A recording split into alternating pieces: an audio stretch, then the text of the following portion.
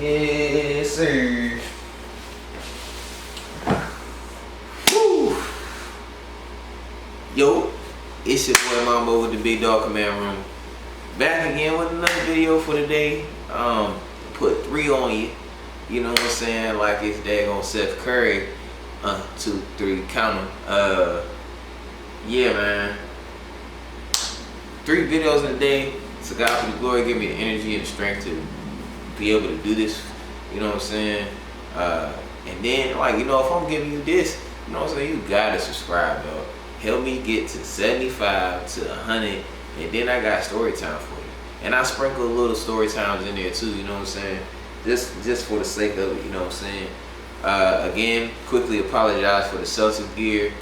Just wearing it for the day, but you know, it's all Washington over here. Otherwise, anyways, this last video is about all of the interviews that were taking place today from our new signings.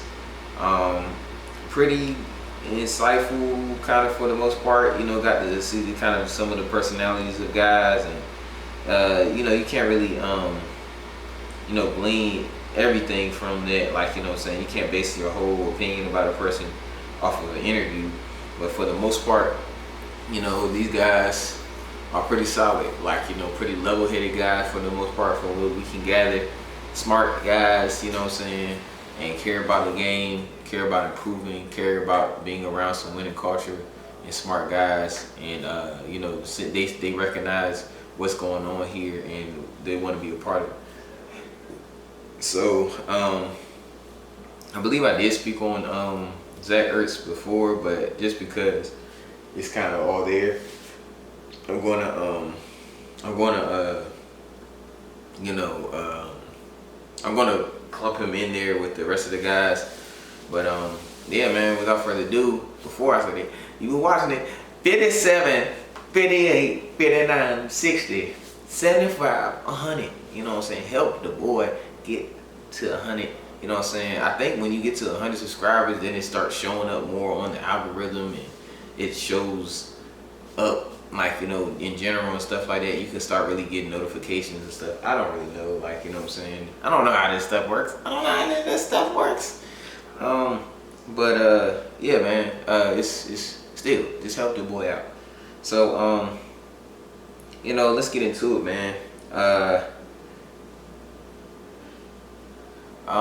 Zach Ertz, bro. So he basically, with a lot of guys were saying, like, they had a reason why they came here, and for the most part, it was kind of because of connections. Of course, his was Cliff Kingsbury. I came here because of Cliff Kingsbury. I came here, Derek Quinn, Adam Peters, all these guys, what they're doing here, and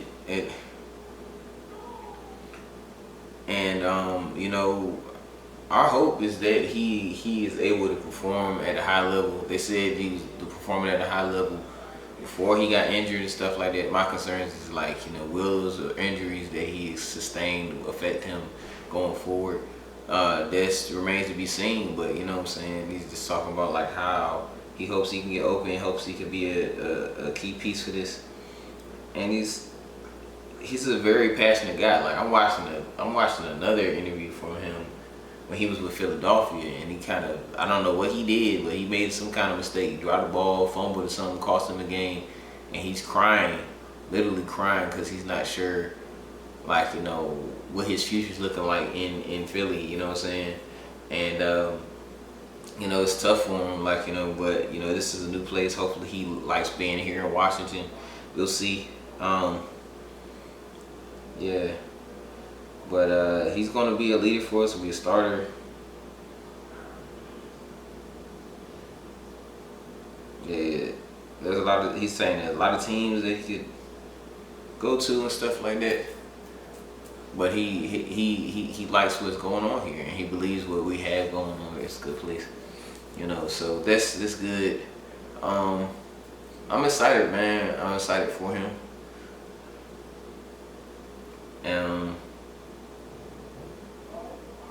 And he talked about, like, you know, some of his training routine. I mean, not his training routine, not playing routine, Uh, um, he talked about like how you need to train for football. Like you could be in the weight room, you could do all these drills and stuff like that. But if you're not training for football, you're not going to put yourself in the best position to be a good player. So I thought that was interesting. And then he talked about like what he noticed about the fan base. He's like when everything is good, things like it's a great place to be. So it's gonna be cool to see him on the other side of it, to see how passionate our fans are, how emotional our fans are, and dramatic our fans are. Like what I'm saying, we scored one touchdown and we are going to the Super Bowl, and somebody scored a touchdown on us. The world is like going crazy. Like what I'm saying. So it's gonna be interesting. And I like how a lot of these players are talking about, we can all be here, but it's all what really matters is like it's the product that we put out on the field. They really care about what they're going to present to the fans in the league and stuff like that. So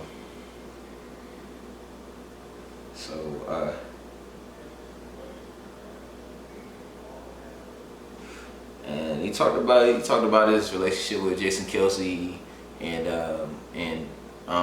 a couple other players like that helped him become who he is, and really close and stuff like that. So he talked about his relationship with Fletcher Cox and stuff like that.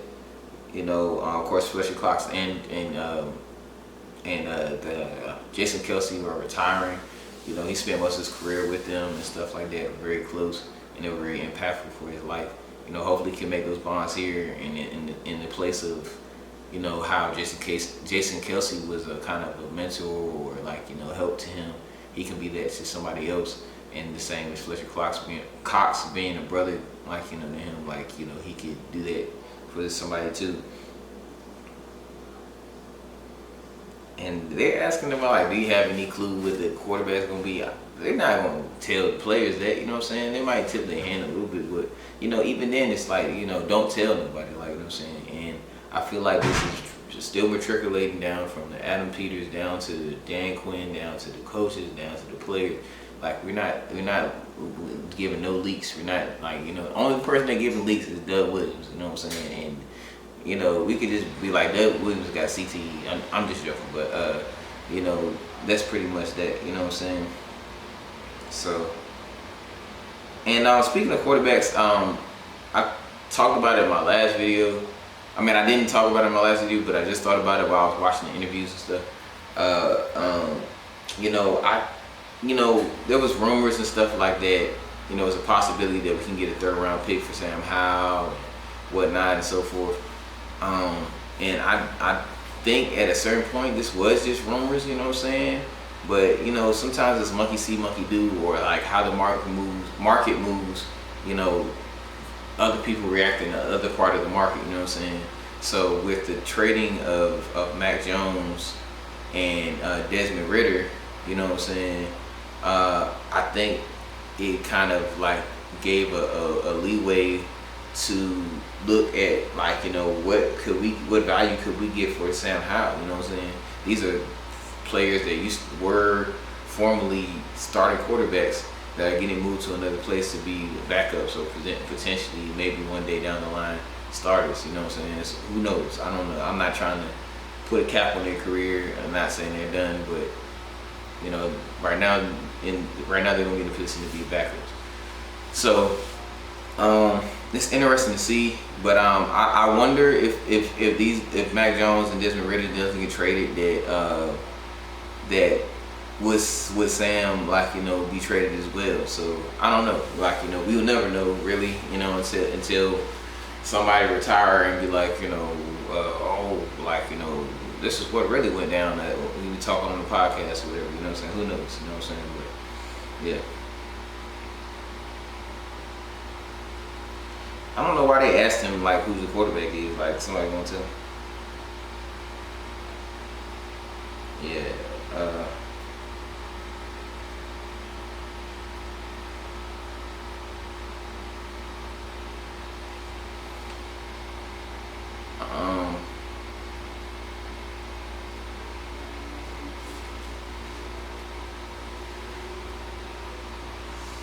So sorry, I'm kind of like rewatching his because I don't really remember his off the top of my head.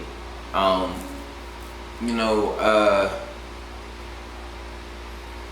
basically there was just like what can he bring to the team and stuff, and it's like I've been in the league so long, I can tell defensive schemes, you know what I'm saying, just as well as they do.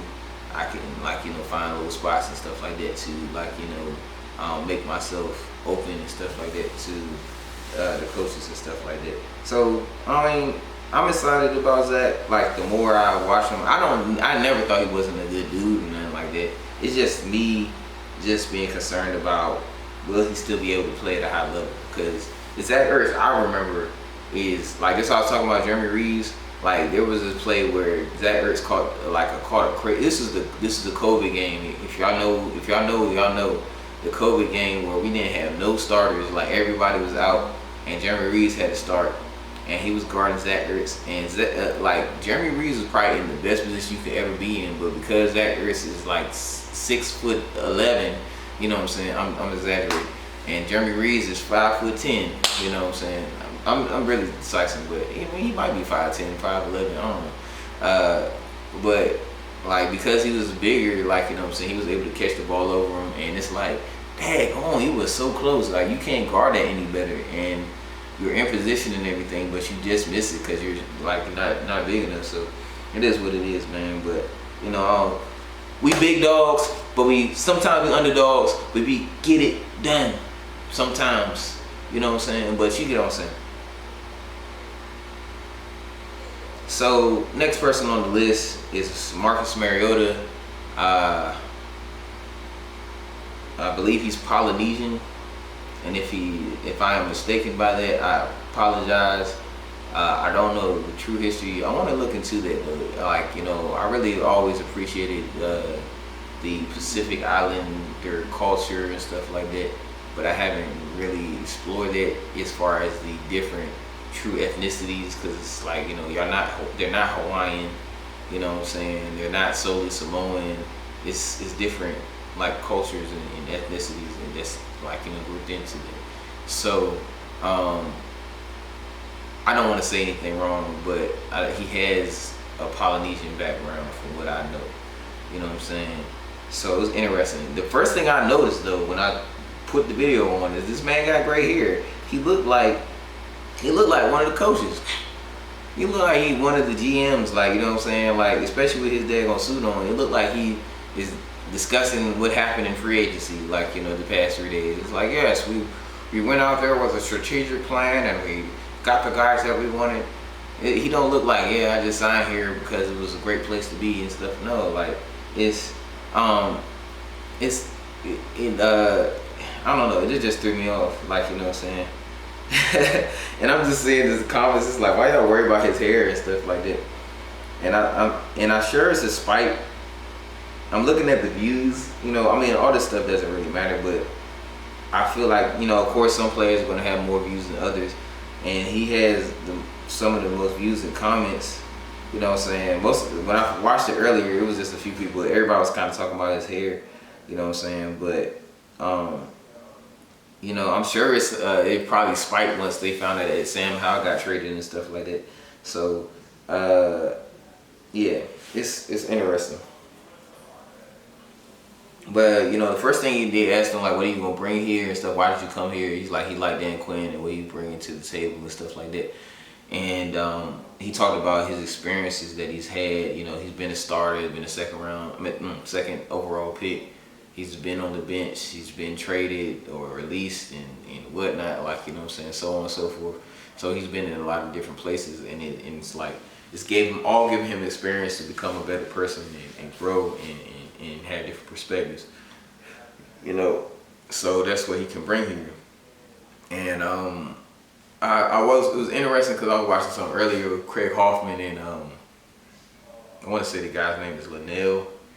And I'm sorry if I messed up your name, man, but they were talking about.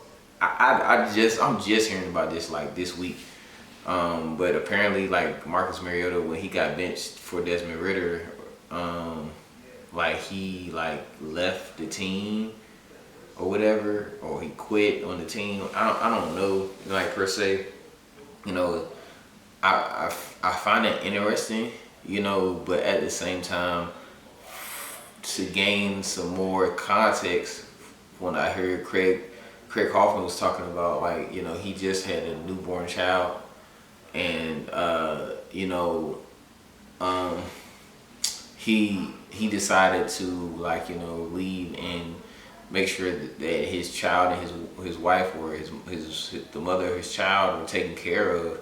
You know what I'm saying? And like, you know, you can respect that in a sense. Like, you know, as a football player and a teammate, you know, you feel some type of way, like, oh, this dude left us. But if the dude, like, you know what I'm saying, is if the dude is like, yo, like, you know, I need to make sure my child is good and stuff like that. I need to see my child be born, and like, it's like, you know, first of everything is, like, you know what I'm saying, you know, how can you blame that guy so much? But it was true on the others, in the inverse, is like, if he was a starter and he did this, like, you know what I'm saying, then it's definitely really a problem. And I'm sure a lot of Atlanta fans, like, you know, feel some type of way about it, don't really care for him. But I don't really care that much either, like, you know, because he didn't come here to start. He came here to be a mentor and a backup quarterback. So it's what. So, you know,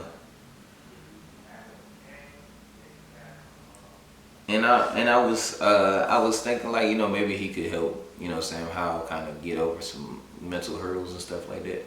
But, you know, that's not going to happen. But you know, whoever we bring in, you know, hopefully he can. He seems like a very mature dude. Like I said, this is like the first time I ever seen Marcus Mariota. Like, I always would see him with a helmet on and like eye paint, like, you know what I'm saying. But I've never seen what he looked like without a helmet on. I don't know why. I usually know what players look like without that. I don't know. I just never was a huge fan of Marcus Mariota, so I probably didn't like look into, you know, him as a player. It's just weird. Like, I don't know. Like, you know what I'm saying.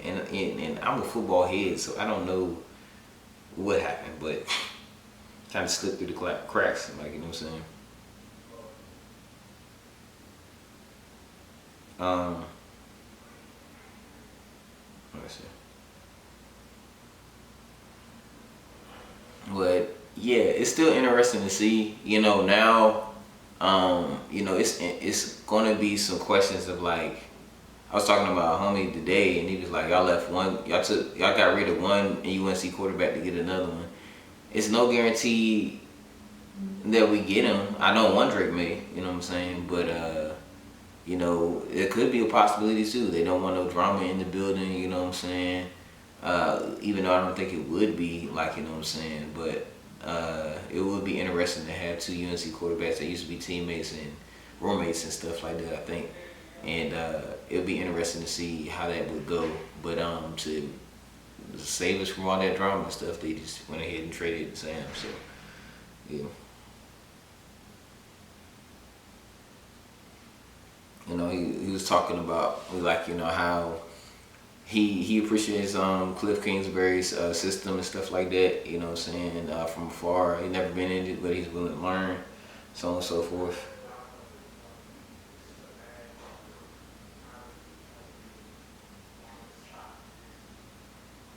Yeah, and then he was with Brian Johnson last year with the Eagles.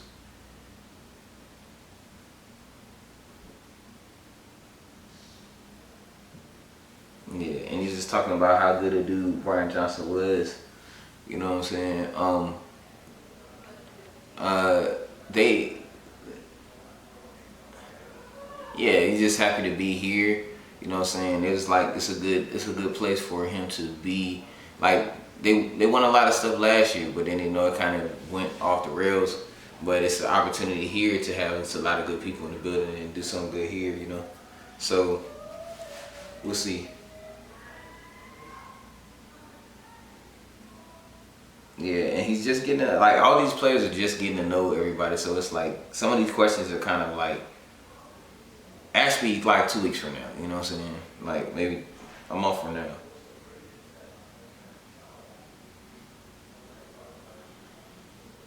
Yeah, and so, like,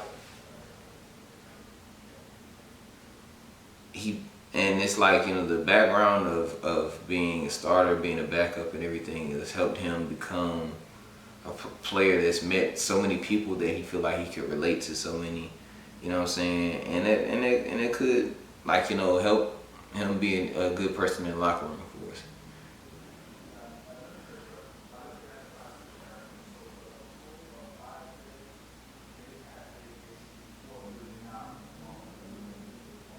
Mm. And he was just talking about like he doesn't want to let his ego, like, get in the way of, what's important for the team. And he's gonna do his best if he ever gets his number called and stuff like that. So,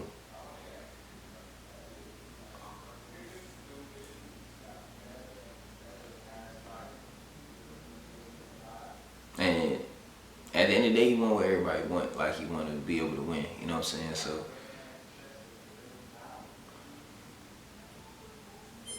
and he talked about, like, what I was talking about earlier. So, they were like, yeah, we signed Frankie Louvu. What do you think of him? And so, like, they used to play against each other, I believe, in college a little bit, and then, of course, they played against each other in the league. Um, but he just talked about how Frankie, like, is the embodiment of Polynesian culture. Like, just he like talked about it to the core. Like, he was very impressed by, like, him, like how he's a leader and just you know a guy of good character. You know what I'm saying?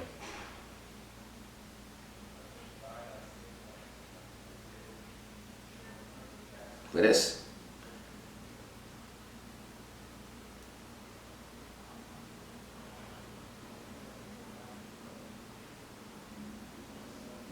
and then lastly, we just talked about how's it like being playing in the NFC East, and he's like it's very fun. You know what I'm saying? And it's some great football to play in, like, what I'm saying, and it's a tough division to be in, what I'm saying, but yeah, man, it's one of the best divisions to play,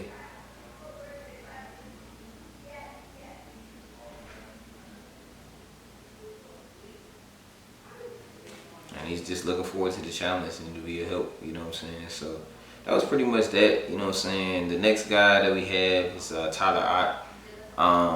I like Tyler Ott because I mean, I guess he assumed that nobody was gonna know who he was, so he just off the gate introduced himself, like, you know what I'm saying, and that's fair, like, you know what I'm saying. I don't know if like we've ever interviewed a long snapper and stuff like that, but that was such an issue for us last year that it's like we need to know who you are, sir. Like, you know what I'm saying. Who are you?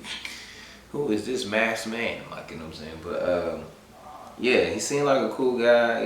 Very kind of not fun loving, just kind of not carefree, but just laid back, very laid back. That's what I would say. Um,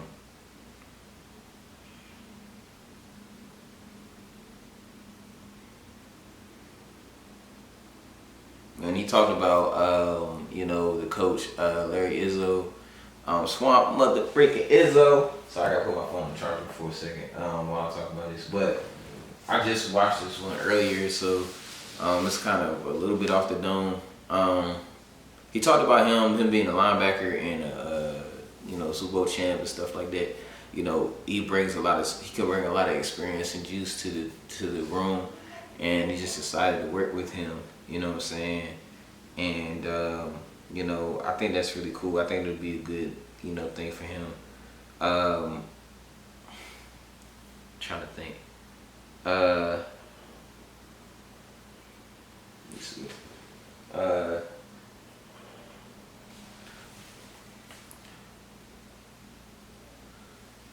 yeah, and the next thing, like, he talked about was like, have you got a chance to meet Tress Way or Brandon McManus, our new kicker, and oh yeah, and like, also Tyler Ott, he played with him, like, in Seattle, so it's him being reunited with him and stuff like that.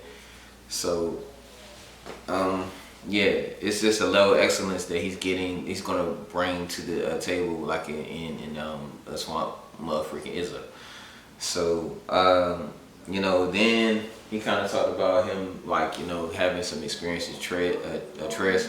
They're both from Oklahoma, and he talked about how, like, he remembers Tress, like, kicking a game-winning field goal against his high school team. But then ultimately, like, he got the last laugh because they ended up winning the Oklahoma State championship in whatever division they were in. So they asked if he ever talked to Tress about that and joked around with him about it. And they was like, it's probably the first time he's gonna hear it if he is watching it. And who knows if he is. Yeah, man. I think that's cool. The Oklahoma boys back together. He said bring the band together, but I think this is probably the first time the band united. You know what I'm saying? Like, it's one of those, like, let's bring a crew together. You know what I'm saying? So talked about that, and he talked about he's met Brandon McManus in passing. You know what I'm saying? In a couple spots, like, you know what I'm saying, in NFLPA meetings and different things like that. So that's really cool. And he was just talking about, like, how it's going to take probably like a day or so, like, to get their mechanics down. And then, Sam was kind of, I don't know, like, I guess he was trying to, like, pry or something like that. I love Sam though, like, that's my dog, like, you know what I'm saying. He's a really nice guy. I met him too, if y'all want to hear a story. But Sam was like, oh, it's gonna take y'all a day to, like, figure it out, like an hour or something. He's like, well, I mean, it's probably gonna take us an hour to, like, talk about what we want to see, the mechanics and stuff, like the tempo, the pace and stuff, whatever. And then it's gonna take like a day for us to kind of talk through the chemistry. Probably take us an hour to talk through the mechanics, the tempo, the timing and stuff like that. And then probably like a day or so to, like, kind of get it down packed. And then it was like, of course it's gonna take longer and whatnot, but that's pretty much it. But no disrespect to him, and shout out to him, because, like, he said, like, not to step on anybody's toes, but we want to bring a good product, make sure we bring some good stuff to Washington. Kind of talking about Cameron Cheeseman, like, not performing well here. So we're excited to see what you're gonna do, buddy. You know what I'm saying? Shout out to you. Welcome to the squad. And you're gonna do. Hopefully, you do your thing. That's pretty much it. Disrespect to him. He's a long snapper and stuff. So that is what it is. You know what I'm saying? Then we talked about Brandon McManus. It was just, just kind of just talking about kicking. Like, I'm sorry, like, I don't even know why his interview was 10 minutes. Like, I just realized it's 10 minutes. Like, he met Adam Peters in Denver, of course, and he had Larry Izzo with the Giants. You know what I'm saying? And he likes the team, just like every other player. They're recognizing that this is a whole new era, new team, new time. Like, you know what I'm saying? And then another guy that's kind of like recognizes their swamp mother freaking Izzo as as one of the best special team players in the league, and then just him as a coach helping the guys to buy into the program of special teams and stuff like that.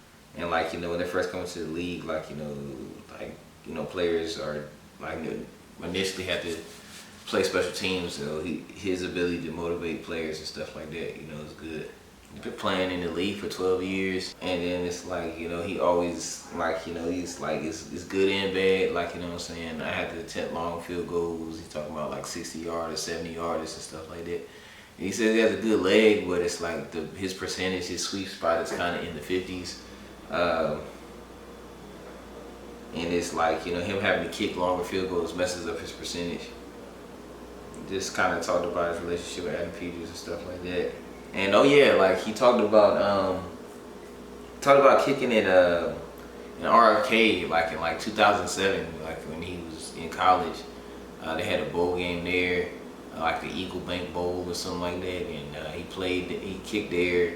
And at the time, the field was frozen because it used to be a baseball stadium. Because you remember the Nationals used to play there. Before they moved to Nationals Park and stuff. So field was frozen because it was concrete under in the baseball field. So he just remembered playing kicking there. I seen the comment. It was just like, how old is this guy if he's kicking in RFK? But that makes sense. Like 2000, early 2007, 2000 that time. I think it was 2007 or it was 2009. Either way, you know what I'm saying. Him being able to kick there is pretty cool. So he has like a connection to the area and stuff like that in some sense. So, and he just kind of talked about his process and stuff like that. Then he talked about the kickoff rules and stuff like that. He talked about the new kickoff rules and him being like a football traditionalist and stuff like that. So he kind of preferred the old way, but there are different factors that kind of pros and cons to it and stuff like that. So it is what it is. But that's pretty much it. I'm sorry, I can't spend that much time on the kicker. Not trying to be disrespectful to him. The next guy, Anthony Pittman, he kind of like Darius Ford's brother. Seemed like a nice guy. Like I said, this guy is so much on the depth chart. I think the kicker got more views than that on him. You know what I'm saying? He got more views than the kicker, but seemed like a great young man. You know what I'm saying? He talked about this being a great opportunity to be here. He talked about his relationship with Lance Newmark, and this is probably our first connection with bringing a player from Detroit to here. Hopefully there's more those, so then we can be the Washington Cow Panther Lions. You know what I'm saying? But right now, you know what I'm saying, he just talked about him being excited to cut his teeth in it's on special teams and making a difference. But ultimately, if there's an opportunity for him to play as a linebacker and be on the field and contribute to the defense, then that's what he wants to do. And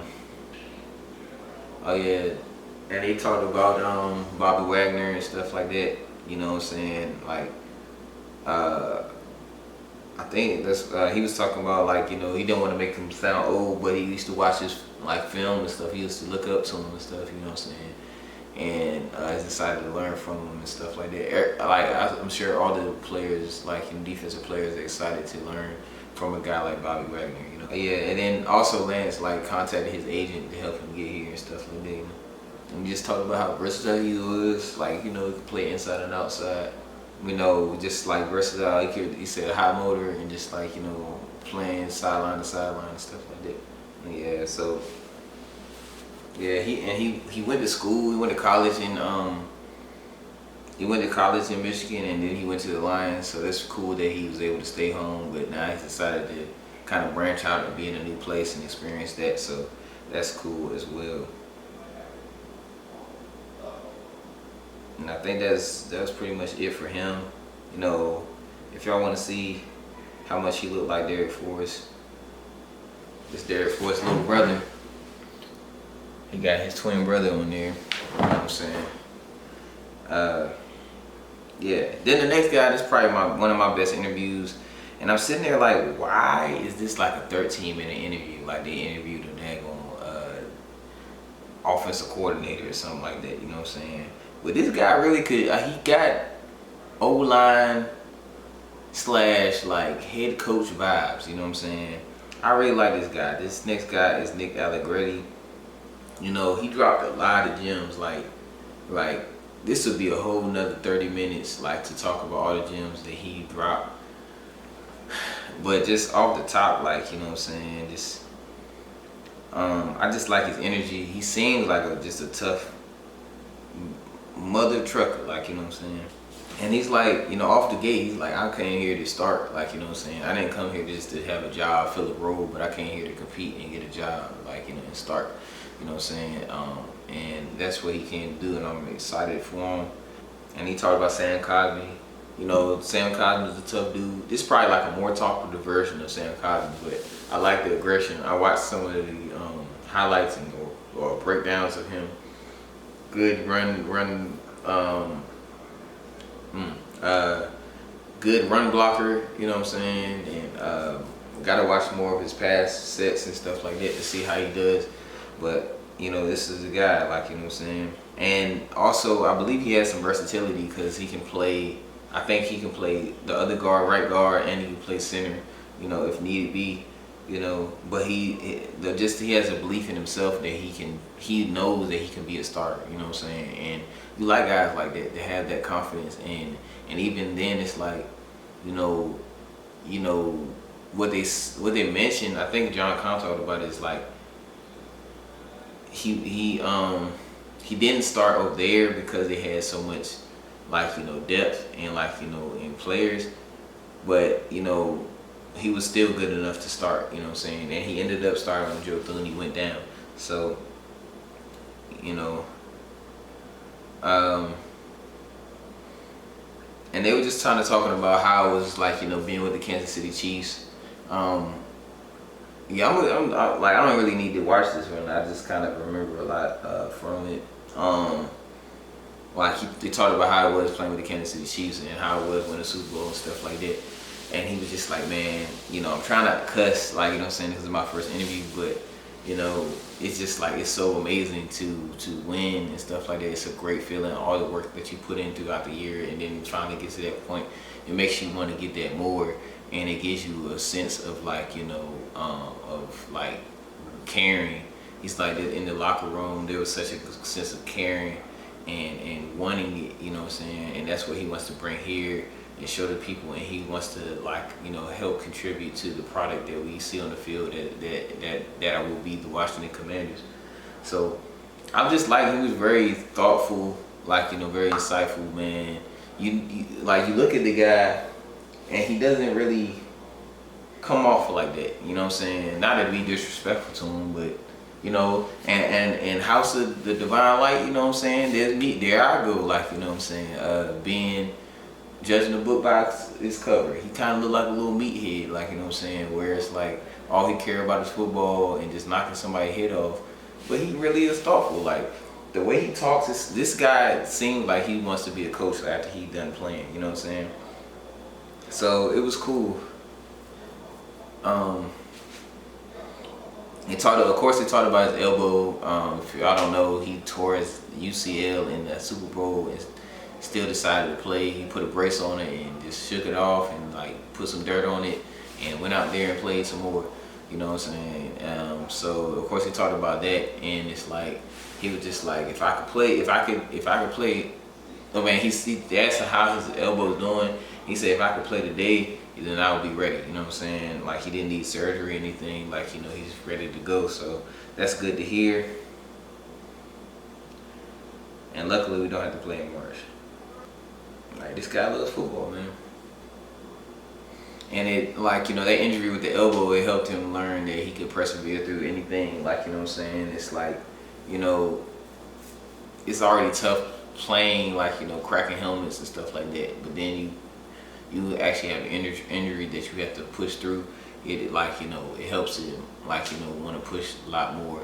So it's just interesting, this guy.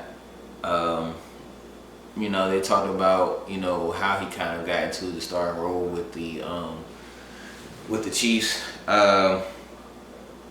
You know, like, one of his first starts was against the Rams and stuff like that. He didn't find out till a couple hours before that, the couple hours before the game, that, you know, he was gonna have to go against Aaron Donald, and he did pretty well.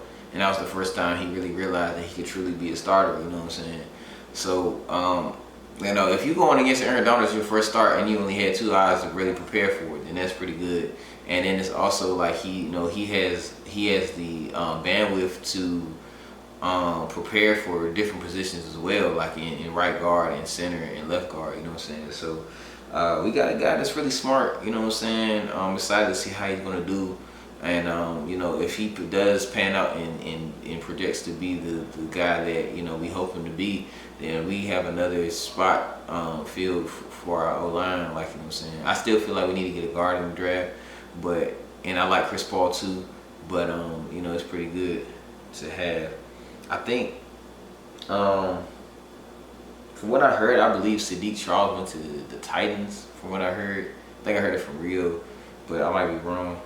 You know what I'm saying? Or maybe it was either it was Rio or I heard it on Craig's show with Linnell.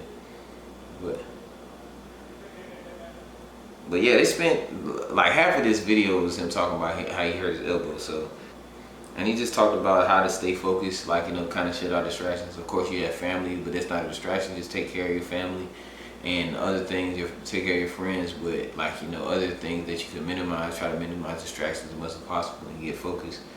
And he just talked about how he could be. He talked about like him being a gritty player, you know what I'm saying, and you know, a tough son of a gun, you know what I'm saying. That's not what he said, but like just my words.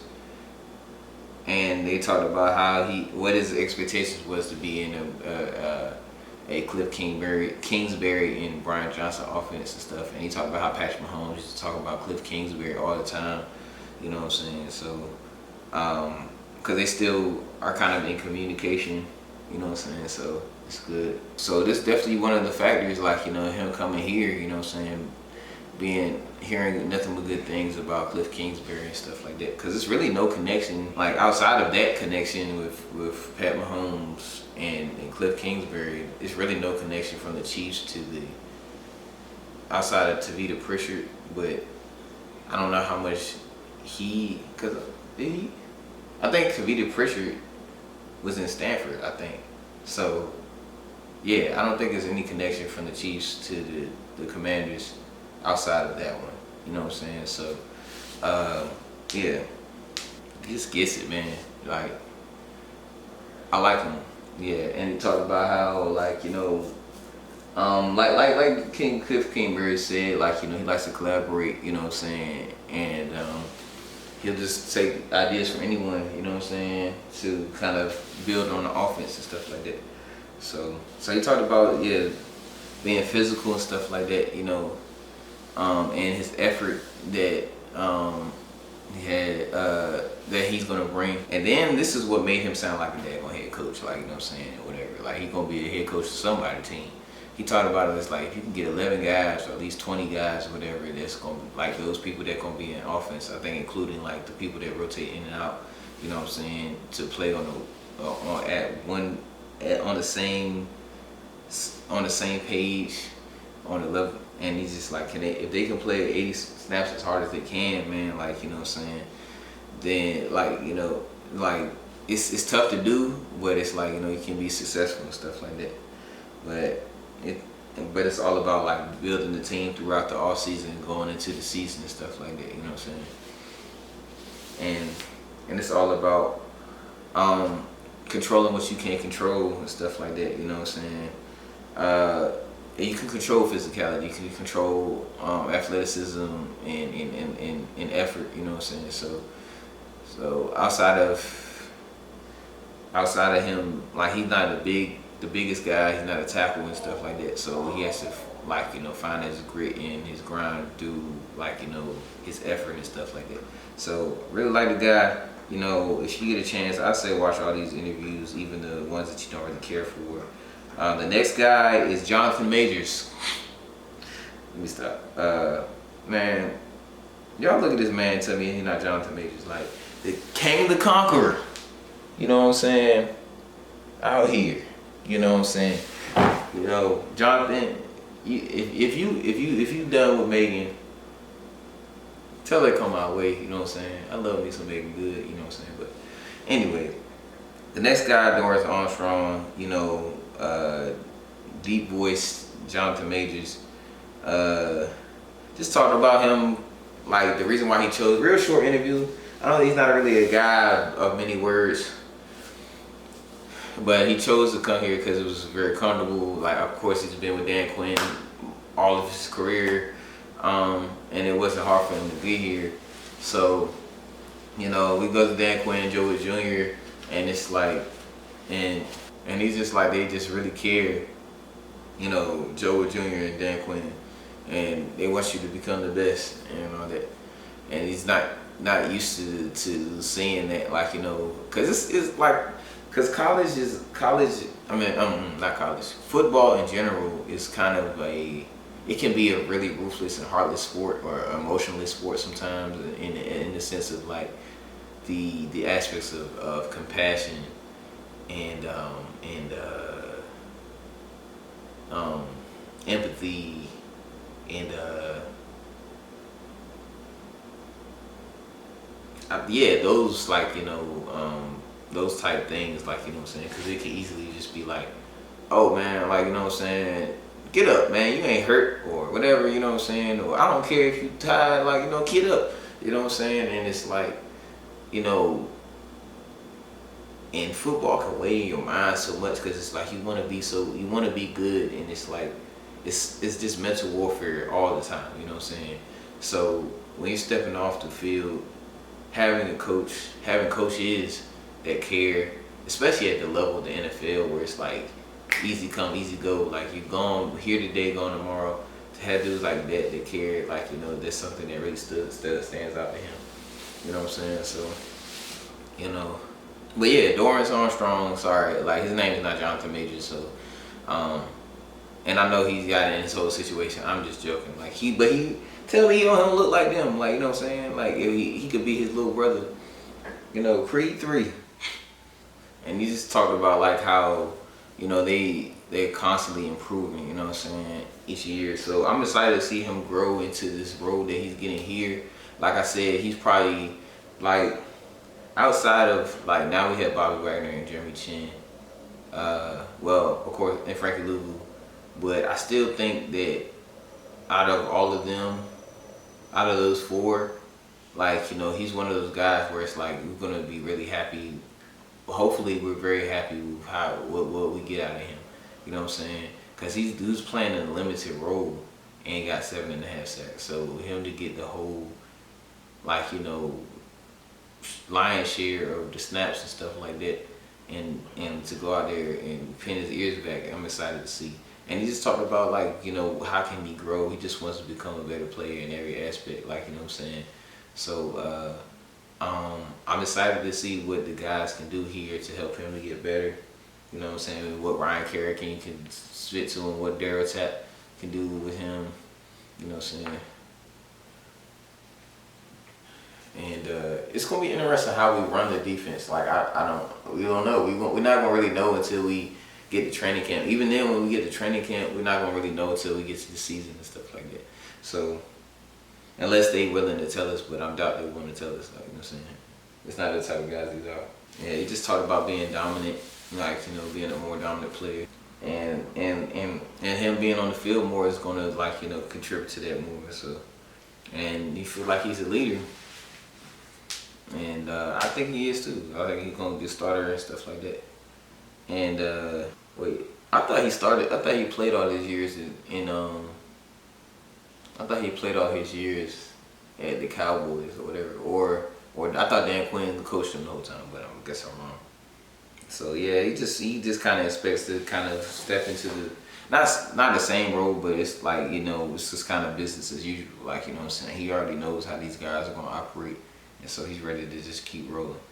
So the next guy, one of our free agency favorites is Frankie Louvu. Like, this guy's very chill. Y'all talking about, y'all think I'm high? You know what I'm saying? This guy's high.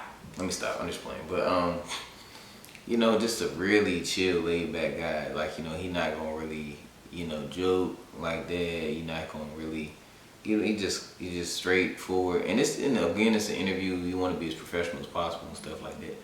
But it's no way you can really truly grasp people like unless they're very passionate and stuff like energetic. There's no way you can really grasp how a person is just from an interview. Y'all talking about Frankie Louvu. Frankie Louvu, like y'all talk about me looking like I'm high, like you know what I'm saying. Frankie Louvu probably high. He probably just had a CBD gummy before he got on his interview, man. Very chill, very soft spoken. I'm not trying. I'm sorry, Frankie, if you watching this. I'm not saying that you high. Like I'm just playing. Now it's a running joke because I'm just gonna like play with it. But just a very chill guy. You know what I'm saying? Very humble guy, like, you know what I'm saying. But you know, you already know from the tape and the play that this is a guy that's a dog. You know, real humble dude. You know what I'm saying. They asked him like, why did he come to Washington? You know what I'm saying. And he was just like, you know, took some time, just prayed about it, talked to the fam, and just tried to make sure that he made the right decision and stuff like that. And they asked him like, what are you getting when? What is Washington getting? You know, he's getting a guy that's very versatile, got a dog in him, and he's just willing to just ball out. You know what I'm saying? And it's just like, you know, he didn't want to put himself in a box. It's like, you know, I'm not just one type of linebacker. You know, I can do it all. I can, you know, get after the quarterback. You know, I can, you know, go on coverage. You know what I'm saying? When it's called on me, the dot's called on me, like, you know, I can go after the quarterback or get the job done, get to it wherever I gotta go. So, you know, he's a guy, man. I really like the signing. You know, they talked about like him being an undrafted guy, you know what I'm saying? And it's just like, you know, it's gonna be a lot of times that you get counted out, but you just gotta lead yourself kind of like essentially and just push through it and you know, put the work in, you know what I'm saying? He said what was done in the dark has come to the light, you know what I'm saying? So, you know, the work that you put in, it will show, you know what I'm saying? And he always just kind of believed in that, and then it kind of developed from being undrafted to making it to this point, you know what I'm saying? And I'm proud of him for doing that, you know what I'm saying? So, you know, then they kind of like went into talking about how he knew Marcus Mariota and stuff like that, and he talked about he's proud of him being of Polynesian culture and stuff like that. And you know, in his language, Marcus Mariota's language is Ohana, and then his language is like Ayana. If I want to say it, I want to make sure I say it right, because I had it, you know what I'm saying? I'm sorry, I just got so distracted, bro. It's annoying. Ainga, I'm sorry. Sorry. It's Ohana in his language, and it's Oyinga in Samoan in their language and stuff like that. So, you know, it's just very important to them. Their roots is very important. He talked about having a chip on his shoulder. I watched another video of his, like I think it was with him and his mom, and he talked about how the Polynesians always have a chip on their shoulder, have something to prove. And his mom was just talking about like, you know, when is it going to be a time when we don't have this chip on our shoulder? We don't have this like thing where it's like, you know, we had to prove ourselves, you know what I'm saying? And it's something they had to fight for. But he's in the league. Marcus Mariota is in the league. There's several others in the league that are able to, you know, represent them and help, you know, push their culture forward. So I wish the best in that aspect for him. And he talked about like, you know, how they played together and stuff like that, and seeing this guy, you know, Marcus Mariota come in the room and be able to lead, and different aspects like that. So that was cool. I'm trying to think. Then he talked about like, you know, what did he think about Bobby Wagner coming to town? Like, did he know about Bobby Wagner when he signed? Like, was there that aspect of a reason why he ended up signing? He was like, I didn't really know about it, you know what I'm saying? But when I did see, I was excited to have him here. Like, you know, I'm a sponge. I'm willing to learn. Showing his humbleness again, like, you know, willing to learn from somebody that's done it so long and stuff. And it was just like, what do you think about when you think about Bobby Wagner? And you know, he's just like the embodiment of a linebacker. You know, studies film, does everything right. You know, is a leader, so on and so forth. You know, so just interesting. I'm so interested to see how he grows with Bobby Wagner, how Bobby Wagner rubs off on him, and then, you know, vice versa. You know what I'm saying? And that was cool.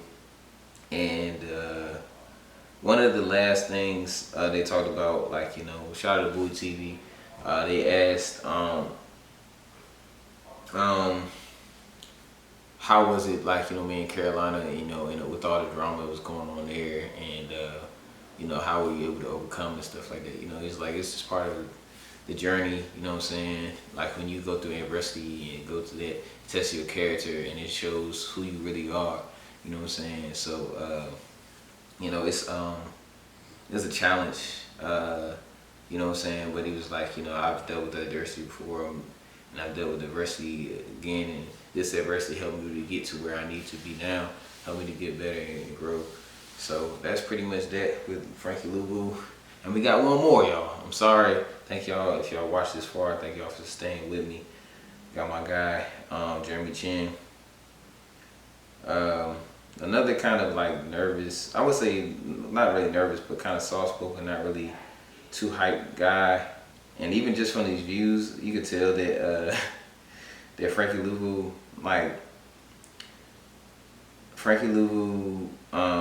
Zach Ertz, and Marcus Mariota, like, you know, Marcus Mariota had 15K, and then the other two had 14K. So yeah, you could tell who are the favorite free agents, like, you know what I'm saying. And we don't know how this is gonna go out, but you know what I'm saying, it's gonna, you know, so of course, like, you know, Jeremy Chin, like, you know, his reason for coming to like DC was Dan Quinn, you know what I'm saying, like, excited to be able to work with him. You know, the type of defense he said aligns with him, just a run and hit type thing. And he just kind of talked about his versatility and stuff like that. But he was but still very honest and aware of what his best ability is, which is kind of running and hitting and staying near the line of scrimmage and attacking the ball and stuff like that. And he just talked about the ways that he can improve and stuff like that and grow. So he's excited. Asked him about Frankie Luvu being here, and he's excited about being with him. He says he's a dog and he's high energy. He's gonna give his all, and he's gonna do the same. He wants to show a lot to everybody and stuff like that, and he wants to unleash it on the field. And they've been kind of texting back and forth, just talking about, like, you know, being here and what they can do. And actually, his uncle is Steve Atwater, and he talked about how he's helped him and mentored him and stuff like that, and has been here before. Yeah, so I'm just kind of. This is a lot of information to remember if I didn't write it down, but.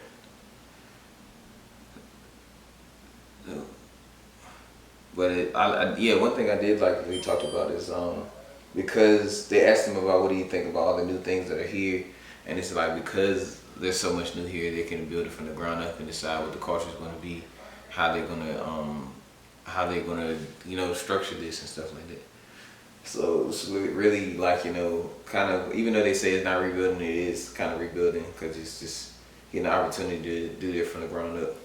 Yeah, and so he liked Jason Simmons. He worked with Jason Simmons previously, and he said he liked him because he's a guy that's gonna tell you the truth and stuff like that. And I like Jason Simmons. Like, you know, he a guy from California. He's just a real dude. You know what I'm saying?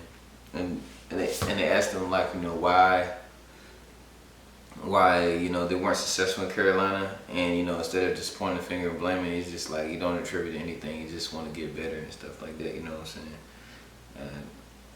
Learn the lessons and take advantage of it and stuff. And then, like, you know, lastly, they were talking about like, you know, him being described from Carolina media as a seek and destroy type defender, and he's like, I like the sound of that. It sounds pretty good. So yeah, I'm excited to see, like, how he is. I need to watch his highlights. I really haven't watched his highlights. I just know he's a dog. I've watched him when we played him and Frankie Luvu.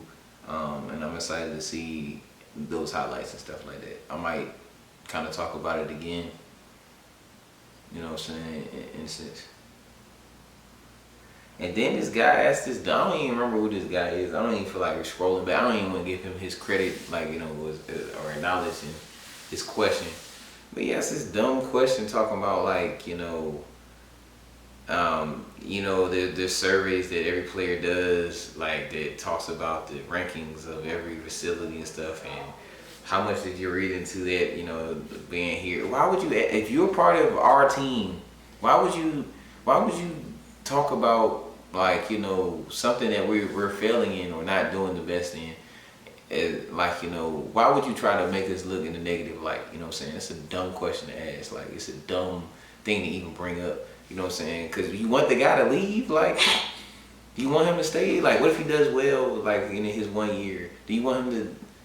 What if he does well in his 1 year? You want him to leave because our facilities is bad? What are you doing? What are you doing? You know what I'm saying? What kind of question? Where's your mind at? That was a dumb question. And so, like, luckily Jeremy took that well, and he was just like, I don't really look into this stuff like that. You know what I'm saying? I'm just here to win. I want to, so on and so forth. It's kind of frustrating. Like, it just, like, you know, just don't look into he talked about his agent, talked to Dan, and just wanted to, like, you know, like, wanted to kind of, like, you know, get to a culture that you can win in, like, and grow and stuff too. But shout out to Nikki, you know what I'm saying? I seen it in the comments too, but, you know, I also wanted to acknowledge myself that Nikki Javala, like, you know, she called out the guy, like, because it's just like, what kind of question is that? Why would you ask a dumb question like that? You know what I'm saying? I want to cuss, like, you know, but it's like, what are you doing, bro? Like, we're supposed to be on our team. You're like, you know what I'm saying? You like projecting and stuff like that, you know, like, why would you want to come here when our facilities is messed up? What are you talking about, bro? Just be grateful that the nigga's here. Like, the Negro is here, sorry. But anyways, that's it, bro. I'm sorry this video is so long. It's like 20,000 minute years and infinity and beyond. You know, but yeah, if you watched it this far, which you probably didn't, like, you know what I'm saying, probably just talking to myself, then you are awesome. And I need to go to bed. So, yeah. It's your boy Mambo. Big Dog. Command Room. Peace. Love. And hair grease. And like, comment, subscribe. I'm looking for you. Better 7, better 8, better 9.